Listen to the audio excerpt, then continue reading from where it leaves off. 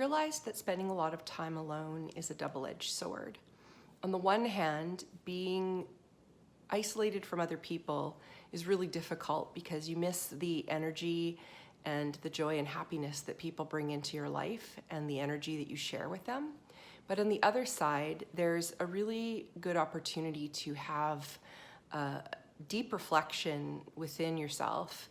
And really, the one person you spend the most time with regardless is yourself. So being able to be in tune with your own needs and your own feelings is a really important thing. And I was thinking about the most difficult times in my life and some of the experiences that I've had. And when I've been going through really difficult physical pain, there's been a tendency to detach from myself.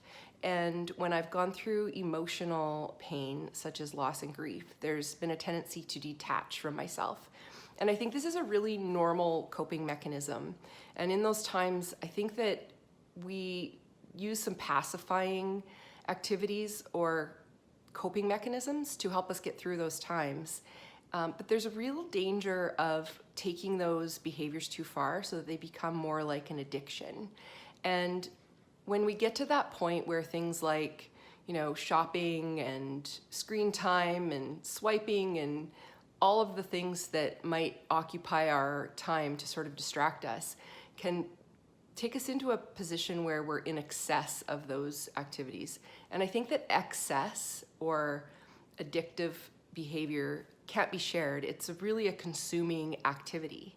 But when we can get past the tendency to do the pacifying and just do the distracting and try to make ourselves feel better through eating or drinking or whatever the behavior might be, and start to go sort of inward and focus more on activities that create abundance, that's when we have some opportunity to share what we have again. And in that abundance, things like connecting spiritually or reflecting, meditating, things that can fill our spirit back up, those are activities that create abundance within our life.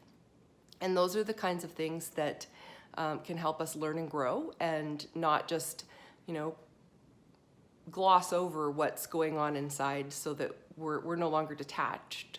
So coming back in tune with our own self and knowing ourself and understanding what we need the most as a person will actually create an opportunity to be able to share that and radiate it outside of ourselves and give it to other people.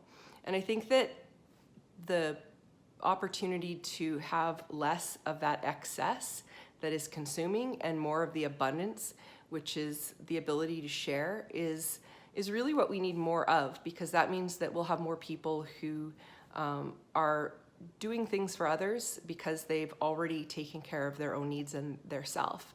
So I think it's good to reflect about that detaching behavior, the things where we're kind of tethered from ourselves and we're just coping, as opposed to reeling ourselves back in and figuring out ways to really truly make ourselves feel better. So I hope you've enjoyed this video, and I hope you've learned something and been able to gain something from it. And I will look forward to seeing you again next time.